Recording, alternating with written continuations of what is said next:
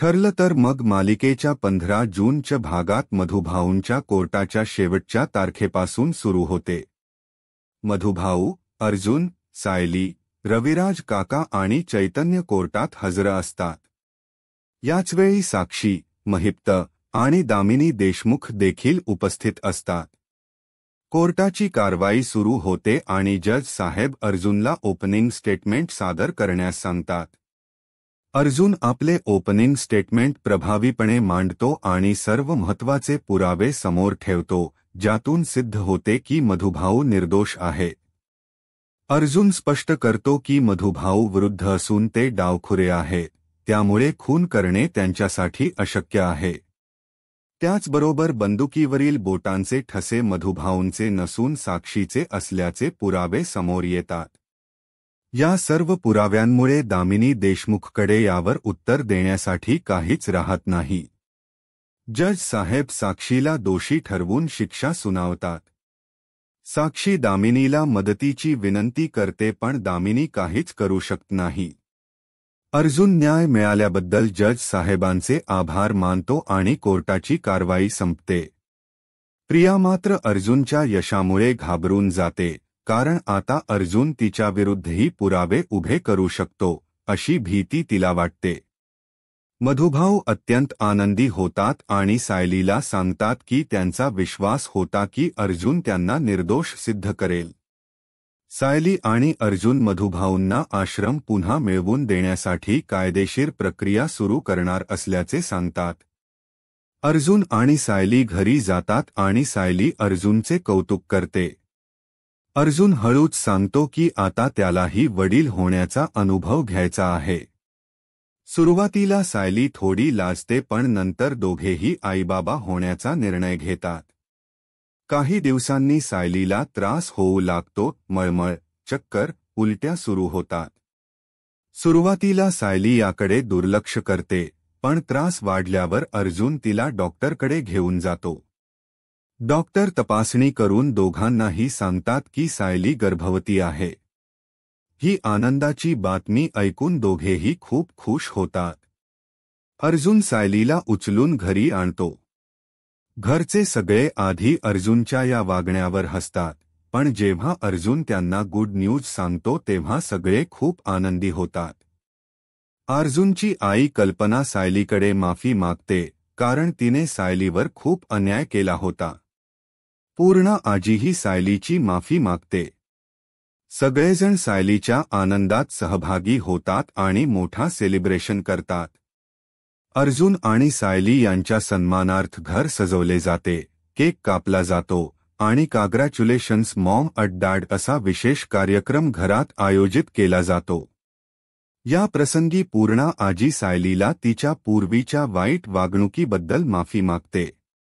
सायली देखील पूर्णा आजींना प्रेमाने समजावते की त्यांना कधीही हात जोडून माफी मागायची गरज नाही, त्यांचा हात फक्त आशीर्वाद देण्यासाठी असावा. यानंतर अर्जुन आणि सायली आपल्या खोलीत जातात. अर्जुन सायलीला सांगतो की सगळं किती छान घडलं, सर्वांनी त्यांना स्वीकारलं, हे सगळं अस्मिता ताईच्या मदतीमुळे शक्य झालं. पण सायली काहीशी विचारात असते. अर्जुन तिला विचारतो की ती इतकी शांत का आहे. सायली सांगते की तिला आई म्हणजे नेमकं काय असतं हे माहिती नाही, कारण तिच्या बालपणी आईच्या मायेचा अनुभवच मिळालेला नव्हता. अर्जुन तिला धीर देतो की ती उत्तम आई बनेल, कारण तिच्या मनात प्रेम आणि काळजी आहे. ही कथा फक्त कोर्टातील यशाची किंवा कौटुंबिक स्नेहाची नाही, तर एका स्त्रीच्या स्वतःच्या नवीन प्रवासाची सुरुवात आहे. सायलीला आता आई होण्याचा नवा अनुभव येणार आहे आणि तिच्या आयुष्यात एक नवे, सुंदर पान उलगडले जाणार आहे. आजच्या कोर्ट सुनावणीत अर्जुनने मधुभाऊंना निर्दोष सिद्ध केले.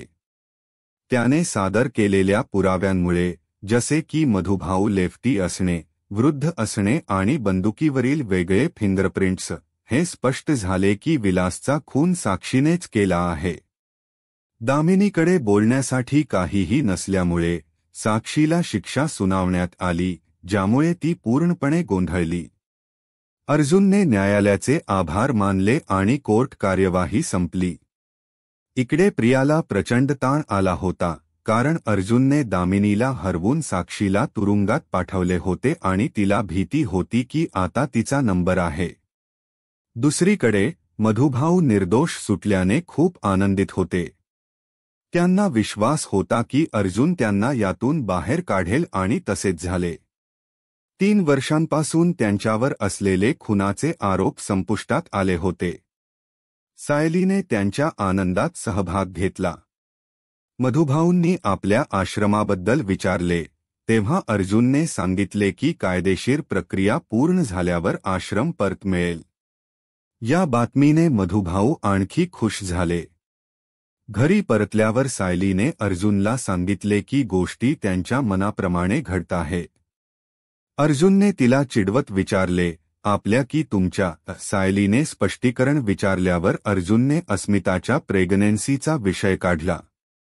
मधुभाऊ निर्दोष, साक्षीला शिक्षा आणि सायलीची गोड बातमी.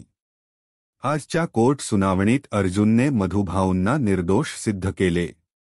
त्याने सादर केलेल्या ठोस पुराव्यांमुळे विलासचा खून साक्षीनेच केल्याचे स्पष्ट झाले. दामिनीकडे बचावासाठी काहीही नसल्यामुळे साक्षीला शिक्षा सुनावण्यात आली, ज्यामुळे ती पूर्णपणे गोंधळून गेली. अर्जुनने न्यायालयाचे आभार मानले आणि कोर्ट कार्यवाही संपली.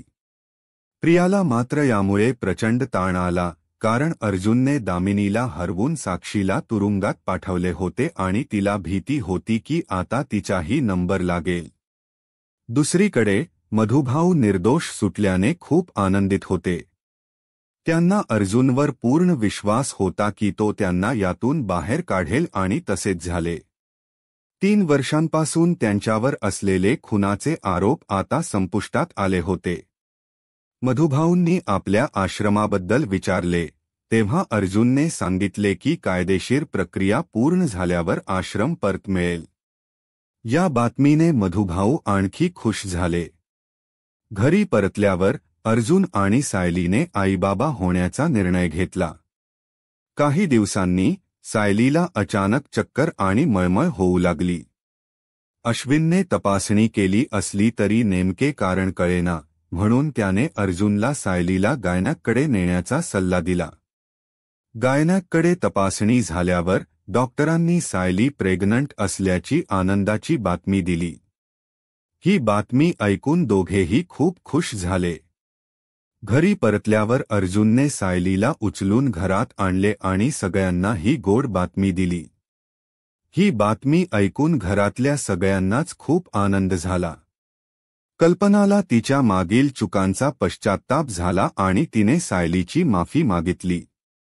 सायली आणि अर्जुन वरच्या खोलीत गेल्यानंतर कल्पनाने त्यांना आश्चर्याचा धक्का देण्याचे ठरवले. प्रिया वगळता घरातील इतर सदस्यांच्या मदतीने प्रताप, अस्मिता, कल्पना, अश्विन तिने घर सुंदर सजवले. त्यांनी काँग्रॅच्युलेशन्स मॉम अट डॅडचे रिबीन, केक आणि मुलांची खेळणी आणली. सायली आणि अर्जुन खाली आल्यावर अचानक दिवे लागले आणि सगळ्यांनी काँग्रॅच्युलेशन्स ओरडून त्यांना शुभेच्छा दिल्या. दोघेही खूप खुश झाले आणि केक कापून आनंद साजरा करण्यात आला. यानंतर पूर्णा आजीने सायलीची माफी मागितली, कारण तिने सुरुवातीला सायलीचा द्वेष केला होता. सायलीने तिला हात जोडू नये असे सांगितले.